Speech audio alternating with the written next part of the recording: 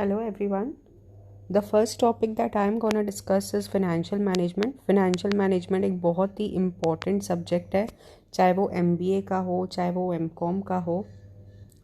और अगर कोई UGC नेट के लिए प्रिपेयर कर रहा है तो भी उसमें भी ये सब्जेक्ट बहुत इम्पॉर्टेंट है, क्योंकि उसमें से भी क्वेश्चंस आते हैं फिनेंशियल मैनेजमेंट से।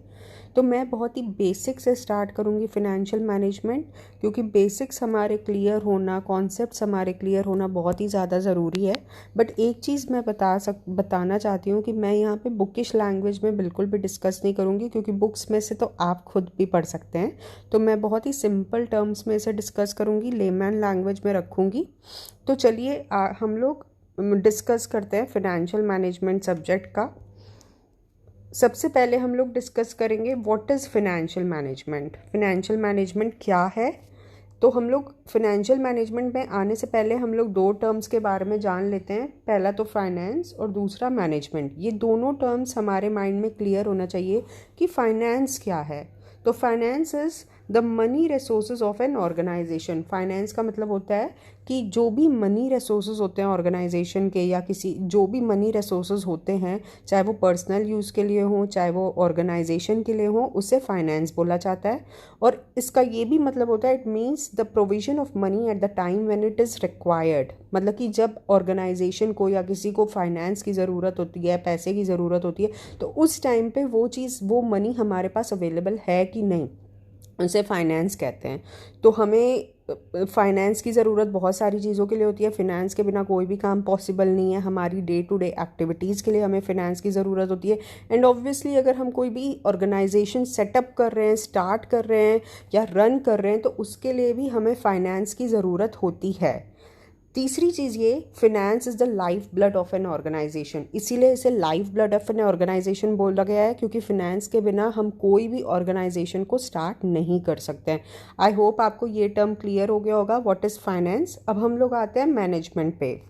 मैनेजमेंट का मतलब होता है टू मैनेज थिंग्स इफेक्टिवली और getting things done through others. ये हम सबको पता है कि मैनेजमेंट का मतलब क्या होता है। किसी भी चीज़ को इफेक्टिवली मैनेज करना, किसी भी चीज़ को दूसरों से करवाना, उसे हम लोग मैनेजमेंट कहते हैं। अब हम लोग आते हैं इस टर्म पे कि व्हाट इज़ फिनेंशियल मैनेजमेंट। तो फिनेंशियल मैनेजमेंट क्या है? अगर हम इन दोनों टर्म्स को कंबाइन करते हैं तो फिनेंशियल मैनेजमेंट का मतलब होता है टू मैनेज फिनेंशियल रिसोर्सेज और money resources of an organisation. मतलब कि हम लोग एक ऑर्गेनाइजेशन को के फंड्स को, एक फ्लो ऑफ मनी को हम लोग कैसे मैनेज कर रहे हैं। अब ये हम लोग कैसे मैनेज करेंगे, इसके पीछे बहुत सारे डिसीजंस और फैक्टर्स इन्वॉल्व होते हैं। कि पहले तो हमें ये देखना है कि how much funds are required for setting up an organisation और फंक्शनिंग ऑफ एन ऑर्गेनाइजेशन। जैसे कि हमें कोई भी ऑर्गेनाइजेशन स्टार्ट करना है तो हमें कितने फंड्स की ज़रूरत है, हम कितने फंड्स की हमें ज़रूरत है, या हमारी डे टू डे फंक्शनिंग के लिए भी ऑर्गेनाइजेशन की हमें कितने फंड्स की ज़रूरत है, हमें कितने फंड्स की ज़रूरत पड़ सकती है। अच्छा, अब हमें ये पता चल गया कि हमें कितने फंड्स की ज़रूरत है, तो दूसरा क्वेश्चन आता है कि हम इन फंड्स को सोर्स कहाँ से करेंगे।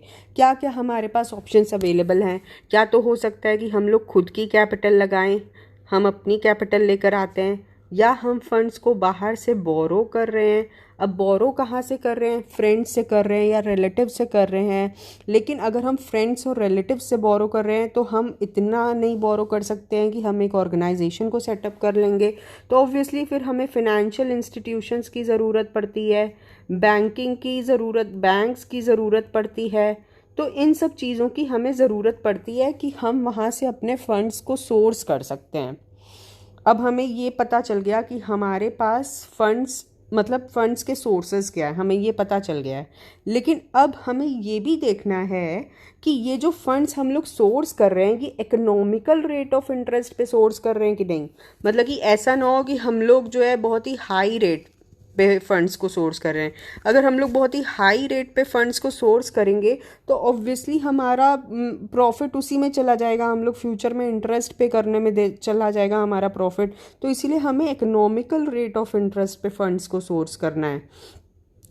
अब फंड्स को सोर्स करने के बाद हमारे आते हैं कि इन्वेस्टमेंट डिसीजंस, कि हमने जो भी फंड्स सोर्स किए हैं, हमारे पास आए हैं, अब उन फंड्स को हमें यूटिलाइज़ कहाँ कहाँ करना है, कैसे यूटिलाइज़ करना है, कहाँ कहाँ हम लोग इन्वेस्ट करेंगे, क्या हम लोग उसे वर्किंग कैपिटल में लगाएंगे, कितने फंड्स हम लोग फिक्स्ड असेट्स में लगाएंगे, क्योंकि ये दोनों ही चीज़ें इंपॉर्टेंट है। वर्किंग कैपिटल के लिए हमारे लिए क्या इंपॉर्टेंट है कि हमारे डे टू डे ऑपरेशंस के लिए हमें फंड्स की ज़रूरत है, और ऑब्वियसली फिक्स्ड असेट्स में इसीलिए क्योंकि हमें लॉन्ग टर्म प्रॉफिट्स अगर जनरेट करने हैं तो फिक्स्ड असेट्स के बिना पॉसिबल ही नहीं है।